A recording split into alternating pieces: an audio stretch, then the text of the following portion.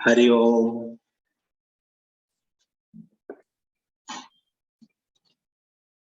Hari Om, Prasad ji.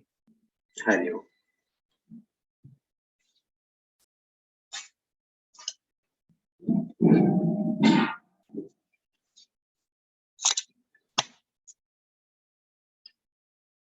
Hari Om. Let us start the class.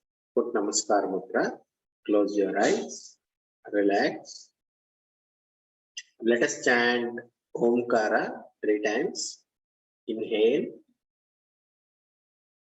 Om.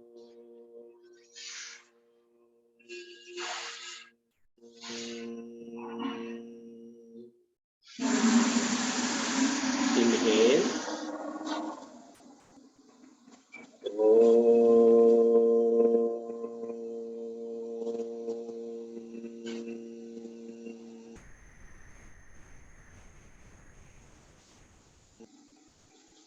Inhale.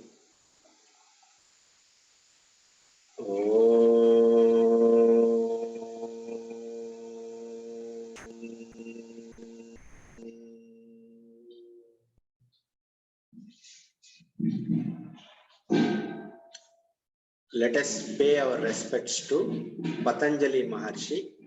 Repeat after me. Yogena Chittasya Padena Vacha Malam Sharirasya Cha Vaidyakena Yopakarotam Pravaram Munina Patanjalim Pranjalim Anatosmi Nityam Gurur Brahma Gurur Vishnu Gurur Devo Maheshwaraha Guru Sakshat Parabrahma Tasmai Shri Gurave Namaha Sadashiva Samarambha Shankaracharya Madhyama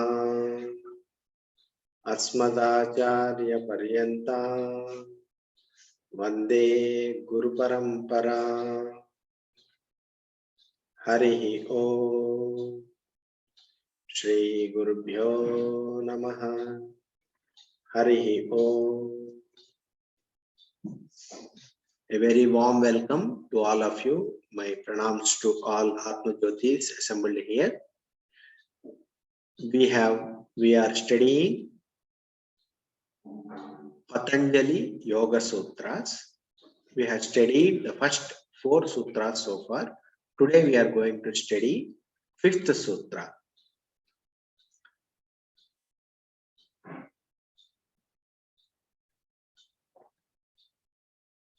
I am a student of spirituality. I am a seeker myself. I am not a guru. I am not a jnani, or I am not a pandita. I am teaching this as part of my study. So there may be mistakes. Please forgive me for that. And whatever best I can do out of my study, I am sharing with you. Please make best use of it. So let me share my screen.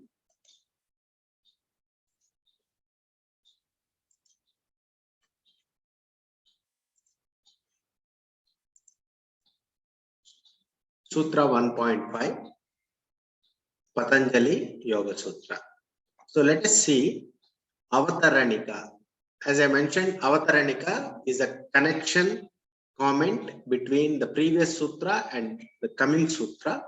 So as per Vyasa's Avataranika, he is saying, Taha punar nirodhabhya bahutve sati chittasya.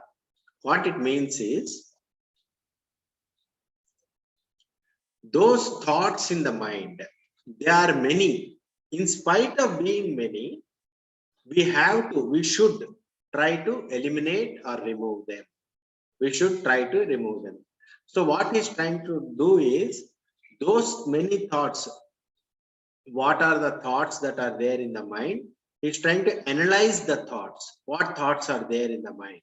So, and we should, as he mentioned in Patanjali previously, yoga chitta vritti nirodha. So yoga means removal or elimination of the thought patterns in the mind.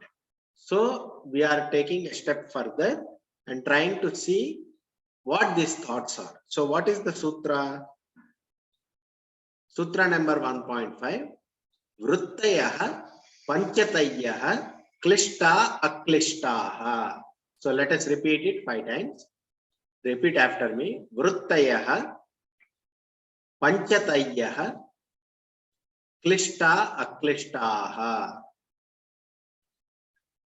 Vrittayah panchatayah klishta aklishtaha. Vrittayah panchatayah klishta aklishtaha. Vrittayah panchatayah klishta aklishtaha. Vrittayah panchatayah klishta aklishtaha. Okay, what is the meaning? Vrittayah, the thoughts in the mind are of 5 types. Panchatayah, they are of 5 types, and these 5 types are further can be classified into klishta and aklishta. Klishta means with kleshas, and aklishta means without kleshas. With klesha means klishta, which cause the difficulties or downfall, and aklishta means which cause difficulties or elevating thoughts. So basically, thoughts are of 5 types, and all the 5 types, they can be klishta or aklishta. Klishta means which will take you away from liberation towards the sensory pleasures and worldly pleasures. And aklishta is which take you away from suffering towards God, towards liberation. Those are aklishta. So you have to remember that thoughts are 5 types, and these 5 themselves are 2 categories. The thoughts which will take you away from liberation, and the thoughts which will take you towards your liberation. So what is Vyasa's commentary on this sutra? Sutra is Vrittayah panchatayah klishta aklishtaha. So what is Vyasa's commentary on this? I will read this. You don't have to read along with me. I will read this. Klesha hetukaha karmashaya prachaye kshetri bhutaha klishtaha khyati vishaya gunadikara virodhinyo aklishtaha klishta pravaha patita apya aklishtaha klishta chidreshvapi aklishta bhavanti aklishta chidreshu klishta iti tada jatiyakaha samskara vruttibhireva kriyante samskaraischa vruttaya iti evam vrutti samskara chakram anisham avartate tadevam bhutam chittam avasitadikaram atmakalpena vyavatishtate pralayam va gacchati iti. So what this is, we are going to take a look line by line. First line. Klesha hetukaha karmashaya prachaye kshetri bhutaha klishtaha. Karmashaya means the storehouse of latent impressions or vasanas or samskaras. You have to understand a fundamental philosophy that if you do an action, it will leave an impression in your mind. If you have a thought, that will leave an impression in the mind. If you do an action 10 times, the impression will become stronger. And this, whatever actions you do, they make an impression. It is called samskaras and vasanas in the mind. It is called this storehouse of latent impressions, vasanas or samskaras are called karmashaya. Whatever you do, whatever you think, whatever you speak, they leave an impression or a vasana or samskara in the mind. This is called karmashaya. And this karmashaya is filled with the actions of both dharmic and adharmic actions. Both dharma, righteousness, and adharma, unrighteousness. Both good and evil thoughts, actions, and deeds, they are recorded, they are made an impression in the mind. They are propelled. This karmashaya is filled by the actions of dharma and adharma, propelled by the thoughts in the field of mind, driven by kleshas like avidya, etc. Basically, adharma happens because of kleshas.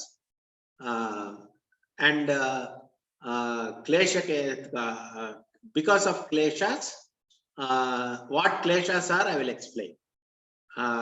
So kleshas cause actions which create adharmic actions, and this will leave adharmic impressions or vasanas or samskaras.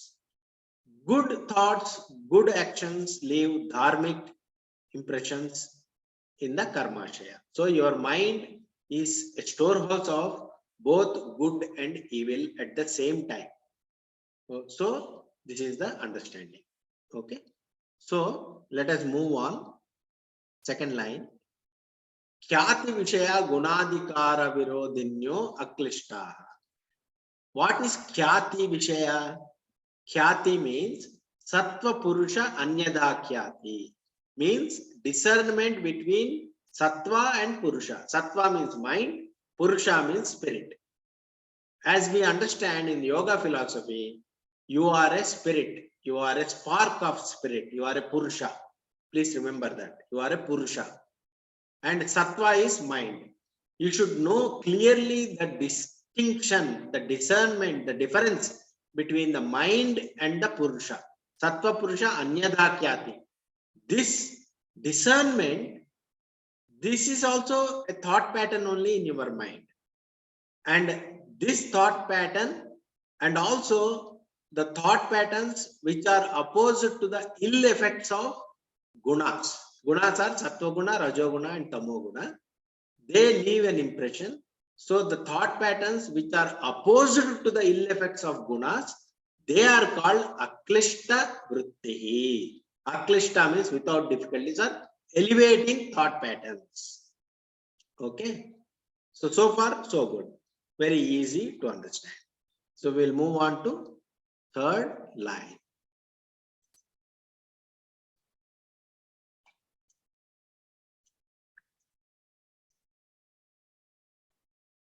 Klishta pravaha patita apya klishtaha.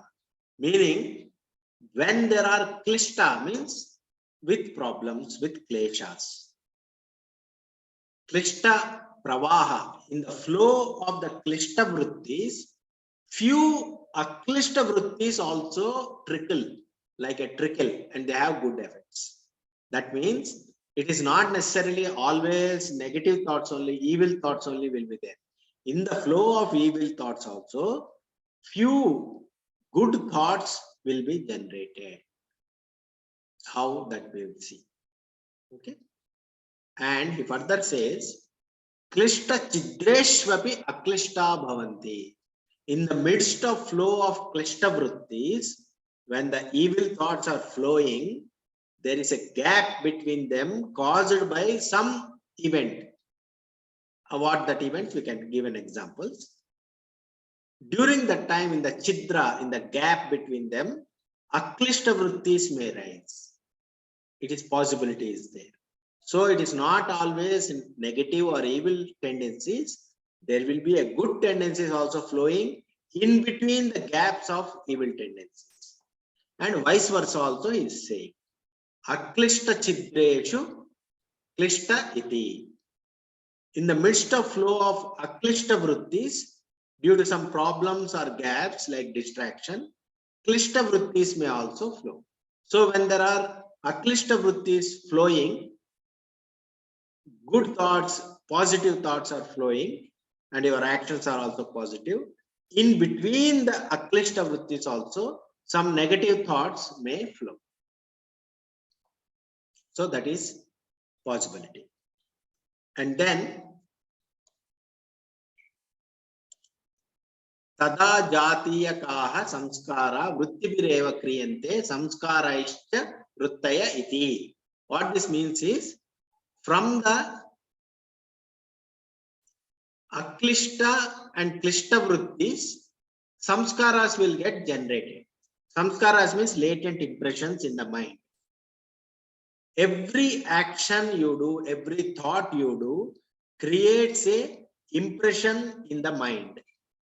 If it is an aklishta vritti, an aklishta samskara will be created. If it is a klishta vritti, klishta samskara will be created. And those samskaras, latent impressions, they will generate, if it is a samskara, aklishta samskara, it will generate aklishta vritti again. If it is a klishta samskara, it will generate klishta vritti again.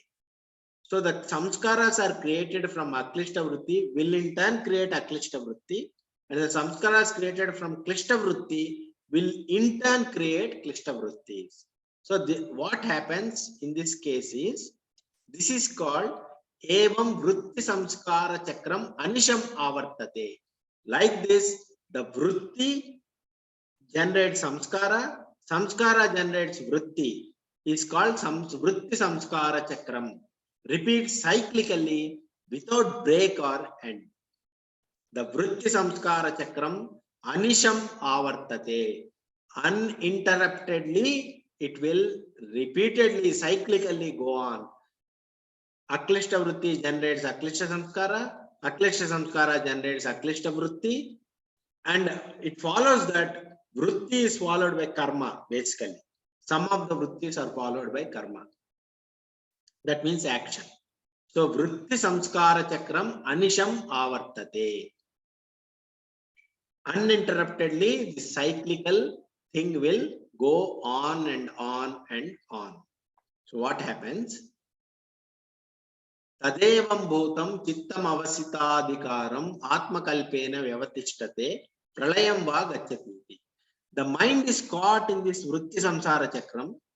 When the mind is purified of gunas, when the effects of gunas are removed, it attains atmahood, sameness as atma or purusha. And upon dropping of the body, the mind will merge with prakriti, with the nature. So it is a possibility. The vritti samskara chakra. So you may ask, we are caught in the cyclical nature of vritti samskara chakra. How to get out of it? There is a way of coming out of this chakram. There is a possibility. I'll explain that. If everything is a chakram, how to come out of it? So we will further understand the explanation. The vrittis Vyasa Bhasha is completed. So we are coming to other explanations. The vrittis are of 5 types. They are with klesha and without klesha. I mean, klishta and aklishta. The mind which is interested in materialistic worldly pleasures and turn away from God will have vrittis with klesha, klishta vrittis, and agitated. The mind which is interested in spirituality or God will have vrittis without klesha and peaceful. This is what Maharishi Dayanand has to say. I don't think I need to explain it further. It is self-explanatory. So further explanation is, we know what is the definition of yoga as per previous sutras. Chitta vritti nirodha, containing thought patterns, is yoga. Purusha is attached or attracted to prakriti, mind, and this association is beginningless. This also we have said. Purusha is attached to prakriti, mind, and this association is beginningless. Thought patterns are of 5 types.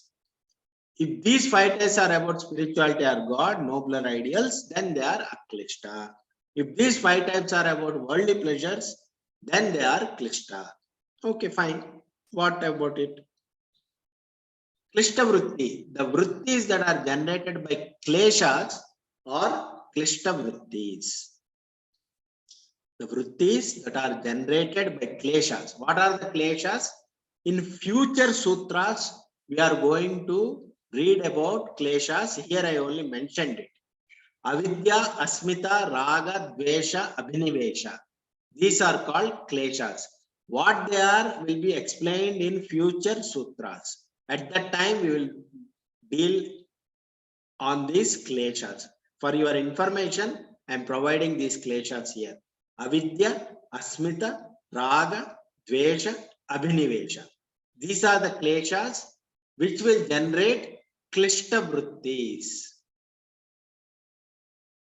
Klishta vrittis are generated by kleshas and they in turn generate karmashaya, the storehouse of all latent impressions and habit patterns, vasanas and samskaras. Purusha is caught in adharma, ajnana, avairagya. Adharma, you know, which is not dharma, which is unrighteousness. Ajnana is which is not jnana, which is ignorance. Avairagya means which is not vairagya, mean passionate. I mean, person is caught in the desires and craving because of klishta vrittis and caught in karma cycle. Aklishta vrittis, the vrittis that generate the discernment between Purusha and Prakriti, spirit and matter and mind, which will help one to overcome the influence of three gunas, Sattva, Rajas, Tamas, is called Aklishta vrittis. Due to Aklishta vrittis, one can transcend karma, one can come out of the vritti samskara chakra. Sometimes Aklishta vrittis are generated in the middle of klishta vrittis, maybe due to sudden dispassion arising out of accident, etc. When klishta vrittis are going on, something happens, some external event, we wake up and aklishta vrittis start flowing like dispassion. Even though when klishta vrittis are dominating in a person, you meet a self-realized master, you go to a satsang by chance, or by chance you read Bhagavad Gita and get inspired. You read Vivekananda, get inspired. Then aklishta vrittis can be generated in that person and help him to overcome klishta vritti influence and elevate himself or herself.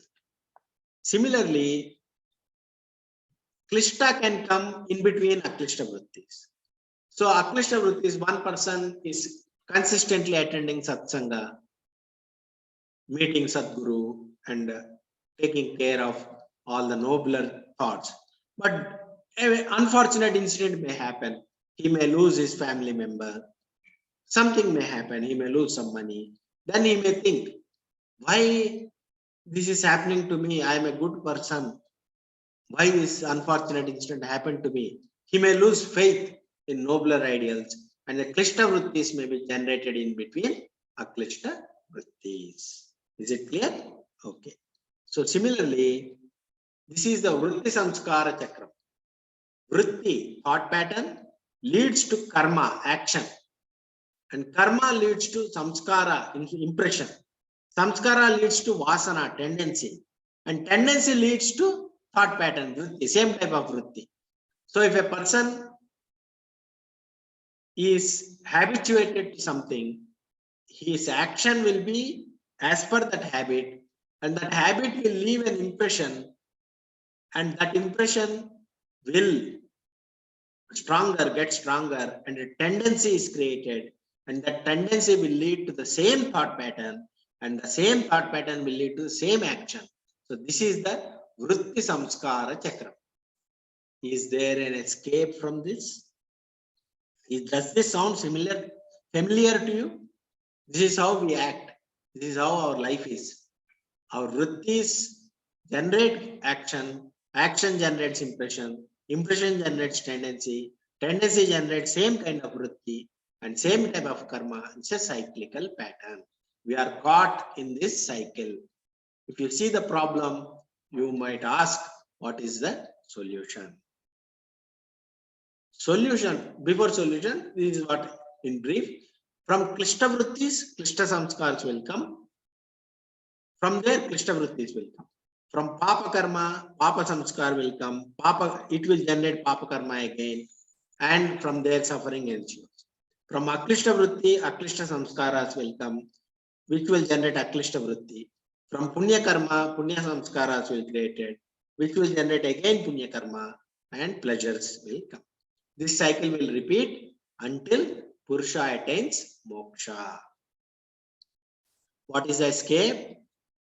Continuous Aklishta Vrittis. That means you associate yourself with positive thoughts, positive actions, keep on doing it, will lead one to overcome the influence of three gunas, and one's mind becomes pure and merges in Prakriti in moksha. So you have to start somewhere. Either you purify your speech, your thought, or your action. Start somewhere. If you do any one of the things, it will start purifying all the other three. For example, even you may have klishta vrittis, you may listen to some person and some guru, and you start doing some good action. That will leave, that's an aklishta action. That aklishta action will leave an aklishta vritti and it will get strengthened. So slowly, it will cleanse the mind.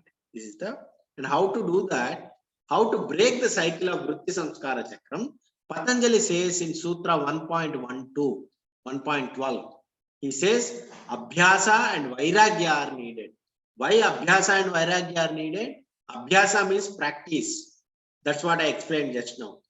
Continuously do some good actions or good thoughts, good speech. Practice, whether you believe it or not, whether you trust it or not. Start doing it, good positive actions, positive thoughts, positive speech, and it will cleanse the mind. And also Vairagya is needed. Abhyasa and Vairagya are needed. Vairagya, dispassion is needed. You need to have certain dispassion towards life. These are required. Even in Bhagavad Gita, Sri Krishna says, Abhyasena tu kaunteya vairagyena. So in Bhagavad Gita also Krishna says this. Okay. So you need to have Abhyasa and Vairagya.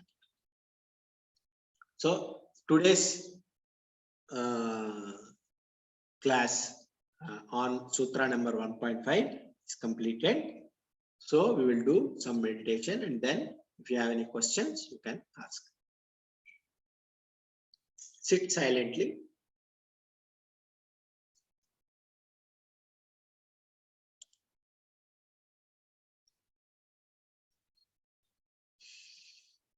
Close your eyes. Relax.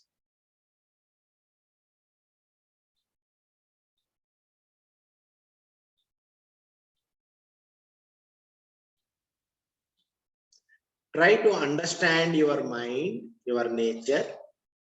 How much of it is klishta and how much of it is aklishta, you find out.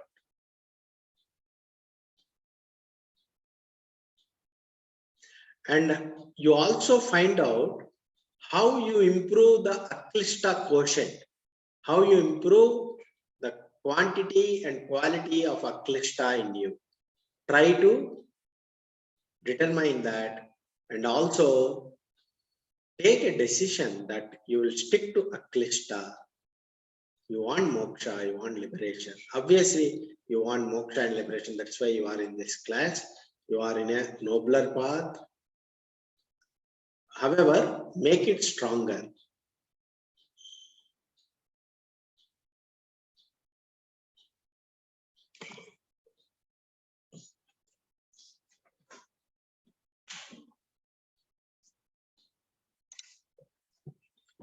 Try to understand the nature of the mind, that vritti samskara chakram. Try to understand that.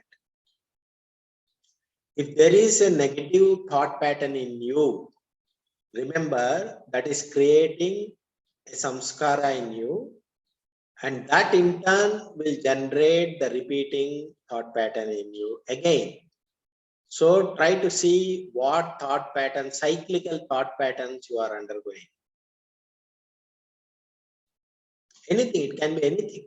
It need not be negative or evil. Positive also you can think. Anything cyclically going on in your mind, you find out. cyclically, not necessarily in this 10 minutes. You over a period of 1 month or 2 months or 3 months, if you see, you may return back to same storylines, same cyclical thought patterns. Find out something going on in your mind cyclically. Break that cycle.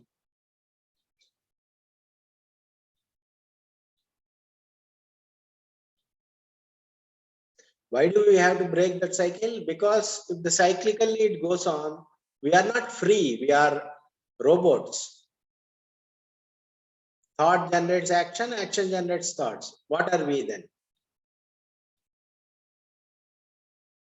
We need to have freedom to act.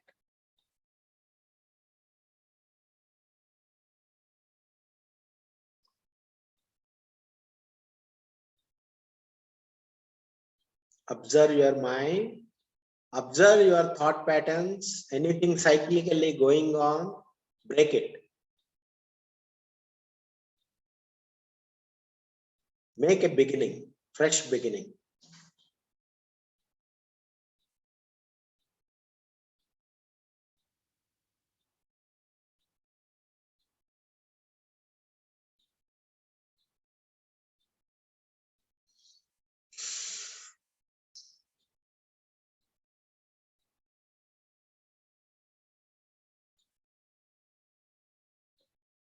Okay, open your eyes.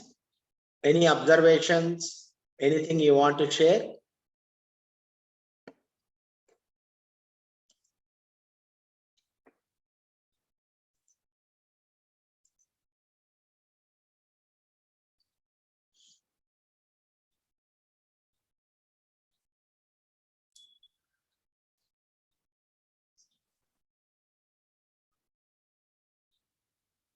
Is this clear?